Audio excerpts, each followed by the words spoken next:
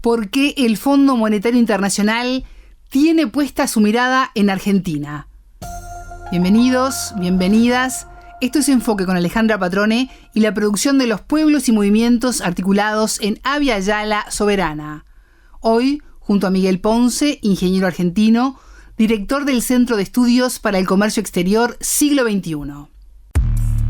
Enfoque. Geopolítica, investigación, relaciones internacionales. Enfoque. Una mirada profunda y decolonial a los hechos más importantes de nuestra historia. Enfoque. Comunicación articulada para el buen vivir. Pueblos con memoria. La entrevista. Miguel, ¿cómo estás? Qué gusto recibirte. Bienvenido a Enfoque. Hola. Bueno, una alegría estar de nuevo con ustedes aquí en Enfoques, ¿eh? En serio. Miguel, ¿cómo evaluás las declaraciones de Kristalina Georgieva, directora gerente del FMI, quien ratificó su satisfacción por los avances macroeconómicos en el programa de ajuste en Argentina? A ver, Kristalina Georgieva aprovecha la asamblea de primavera del Fondo Monetario y el Banco Mundial para hacer defensas de su propia gestión, y de la gestión del organismo. Obviamente necesita justificar yo diría, con mucho esfuerzo, ¿no es cierto?, y mucha contundencia y ser suficientemente convincente para explicar por qué el organismo, en momentos en que la incertidumbre global crece, está exponiendo la mitad de su cartera crediticia a un solo país, que es Argentina. Habiendo lugares en guerra, como Ucrania, generándose incertidumbres a partir del tema de la guerra comercial, bueno, entonces está intentando demostrar de que lo de acá es superlativo, que justifica ayudar al actual proceso económico y de gobierno argentino. Hasta se mete con el tema electoral de las próximas elecciones de octubre, planteando como que tengan en cuenta que el pensamiento de la libertad oficialista puede dar una sorpresa en las próximas elecciones parlamentarias. Hasta eso se juega. Y obviamente tiene que, de alguna manera, dar muestras que ya había empezado el organismo a darlas cuando hace conocer el pronóstico de crecimiento para estos años, y coloca que prácticamente hay dos países nada más que no caerían, como son la India y Argentina. Todos los demás países y la depresión global llevaron a que los pronósticos den a la baja, ¿no es cierto?, en los niveles de actividad y de crecimiento de PBI a nivel mundial. Todos a la baja. No habla de recesión, habla de algunos países con probabilidad de recesión, pero no habla de la recesión global, de la depresión global a la que muchos entendemos que se iba marchando si se sigue escalando la guerra arancelaria. Allí ya había puesto que Argentina iba a crecer arriba del 5, y que el mundo, en cambio, en el entorno del 2 y chirolas, ¿no es cierto? ¿Por qué? Porque hay que ir justificando algo que muchas veces el staff puso en duda. Hubo que violar muchas de las reglamentaciones propias del organismo para otorgar no solo este monto de 20.000 millones en el último acuerdo de facilidades extendidos, sino sobre todo también violar lo que es una norma estadística de todos los últimos acuerdos del fondo. El primer desembolso siempre estaba en el entorno del 20%. Ahora, sobre 20.000 millones en el primer año le desembolsan 15.000. Es una grosería, diríamos. Se rompen todos los parámetros que el propio fondo ha declarado y ha escrito para sí mismo, digamos, ¿no? Para ser cumplido por ellos mismos. Bueno, eso ha sido violado, obviamente, por definición política, por decisión política. Por eso Kristalina aparece, digamos, buscando toda oportunidad posible para justificar el porqué de estas desviaciones, llamémosle así. ¿Y qué impacto ha tenido la liberación del cepo en la economía y el comercio exterior? Bueno, primero aclaremos que no se puede hablar de liberación del cepo, de levantamiento del cepo. Se ha levantado el cepo en algunas cosas y en otras no. Yo diría, como tema general, se ha levantado el cepo sobre los flujos, pero no sobre los stocks. Ejemplo, todo lo que se genere como dividendos del ejercicio de este año, que empieza en enero del 2025, va a poder ser girado después de división de dividendos, ¿no es cierto?, a fin de año, o sea, el egreso de los dólares sería en el 2026. Pero todo lo anterior, lo que estaba en stocks, las empresas que no pudieron girar dividendos hasta que llegó Milei, antes de la llegada de Milei, las que acumulaban eso, allí te van a dar un nuevo BOPREAL, un nuevo bono, un nuevo BOPREAL, y eso continúa sin poder ser girado. Por lo tanto, digo, lo tomo, hay que tomarlo con pinzas. En lo que tiene que ver con la compra de divisas, antes se podía comprar en efectivo, en cash, $200 y ahora 100. Lo que sí podés comprar es a través de home banking, de los bancos, las herramientas. Si vos tenés pesos, podés comprar dólares. Claro, dejarlos en una caja de ahorro en dólares. La mayoría de la gente no tiene caja de ahorro en dólares, por lo tanto la apertura de cajas de ahorro en dólares es un gran negocio para los bancos, porque sobre eso te cobran costos de mantenimiento, ¿no es cierto?, de movimiento de operaciones, etcétera, comisiones y todo lo demás. Así que es un gran negocio para los bancos. Para el comercio exterior todavía esto no se nota, es mucho más importante lo que ocurre en el comercio exterior hoy, vinculado a la guerra comercial y a los aranceles, que las modificaciones que ha habido. Ya muchas de estas modificaciones se venían dando antes del cambio que vos denominás levantamiento del cepo, ¿no es cierto? Comercialmente nosotros vemos que estamos en una situación en términos de comercio exterior sumamente dificultosa, no solo por esta nueva guerra comercial arancelaria, sino además porque tenemos retraso cambiario y se insiste en tenerlo. Teníamos antes retraso cambiario y ahora tenemos retraso cambiario. Por lo tanto, se quita competitividad a todas nuestras exportaciones y se facilita y favorece comprar del exterior, o sea, importar. Ha crecido terriblemente el puerta a puerta, ¿no es cierto?, pero también ha crecido las importaciones en términos porcentuales. Hemos duplicado prácticamente lo que venía de China, por ejemplo, y todo esto de la guerra comercial, que hace que los stocks que China no pueda colocar en Estados Unidos y que la obligan a buscar otras áreas donde colocar esos stocks.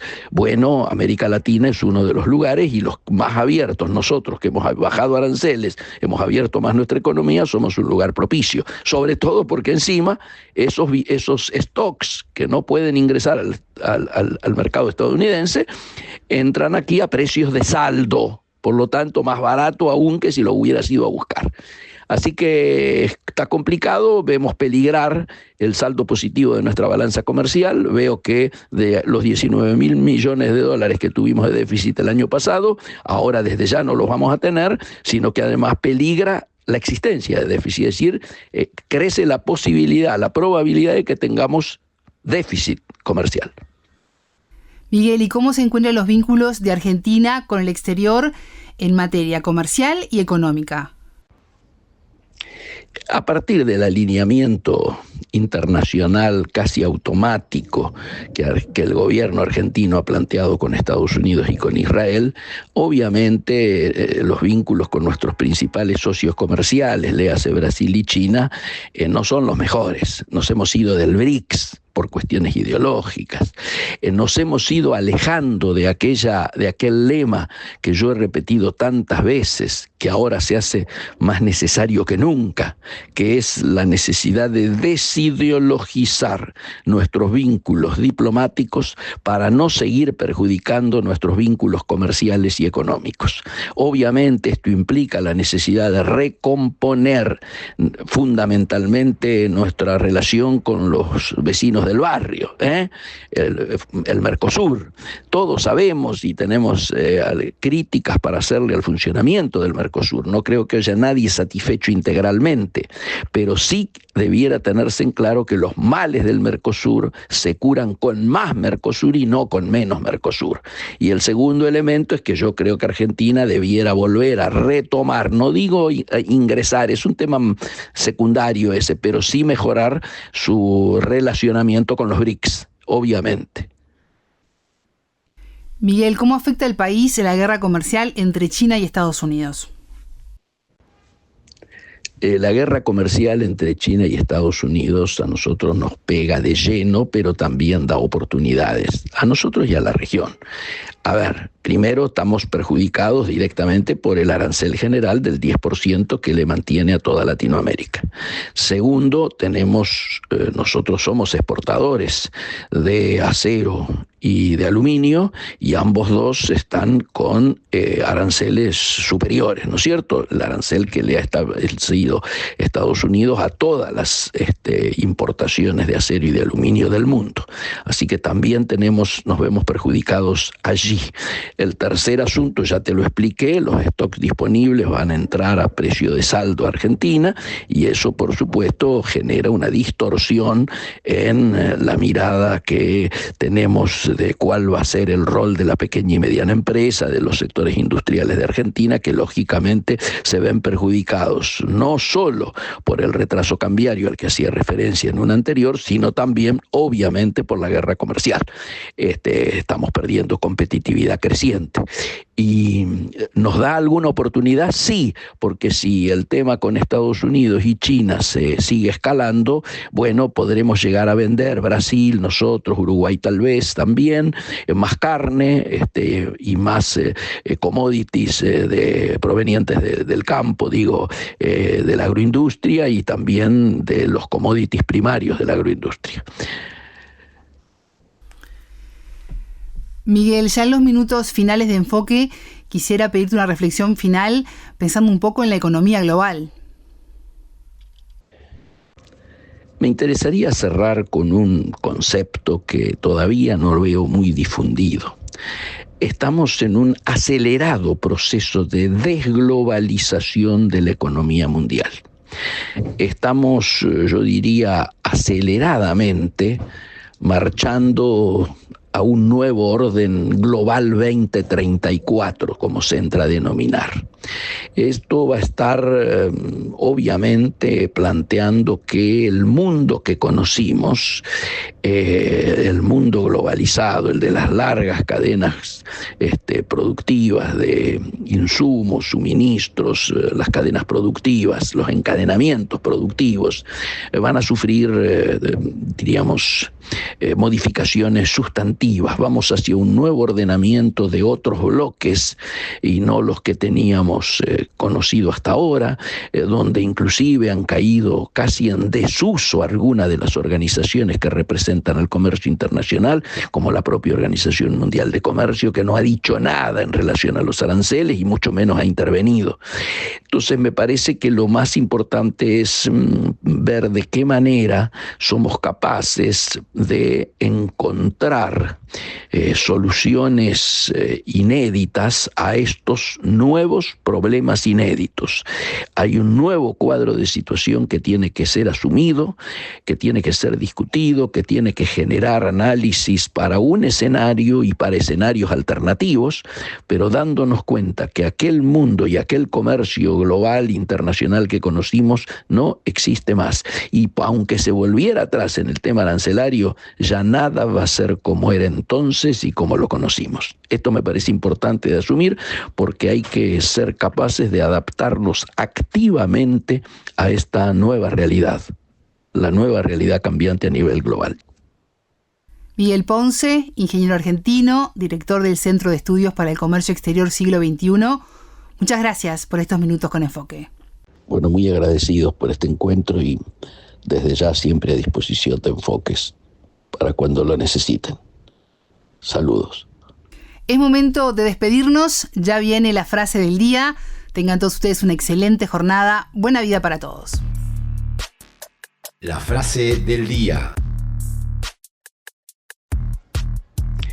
A partir del alineamiento internacional casi automático que el gobierno argentino ha planteado con Estados Unidos y con Israel, obviamente los vínculos con nuestros principales socios comerciales, léase Brasil y China, no son los mejores. Nos hemos ido del BRICS por cuestiones ideológicas. Nos hemos ido alejando de aquel lema que yo he repetido tantas veces, que ahora se hace más necesario que nunca, que es la necesidad de desideologizar nuestros vínculos diplomáticos para no seguir perjudicando nuestros vínculos comerciales y económicos. Obviamente esto implica la necesidad de recomponer fundamentalmente nuestra relación con los vecinos del barrio, el Mercosur. Todos sabemos y tenemos críticas para hacerle al funcionamiento del Mercosur. No creo que haya nadie satisfecho integralmente, pero sí debiera tenerse en claro que los males del Mercosur se curan con más Mercosur y no con menos Mercosur. Y el segundo elemento es que yo creo que Argentina debiera volver a retomar, no digo ingresar, es un tema secundario ese, pero sí mejorar su relacionamiento con los BRICS, obviamente. Enfoque con Alejandra Patrone y la producción de los pueblos y comunidades articulados en Abya Yala Soberana para www.radiovictoriagt.com. Transmiten Radio Dignidad de Honduras, Codecá Guatemala, Abya Yala Soberana, Minca Comunicaciones de Argentina, Rondas Campesinas de Perú y Radio Victoria de Guatemala.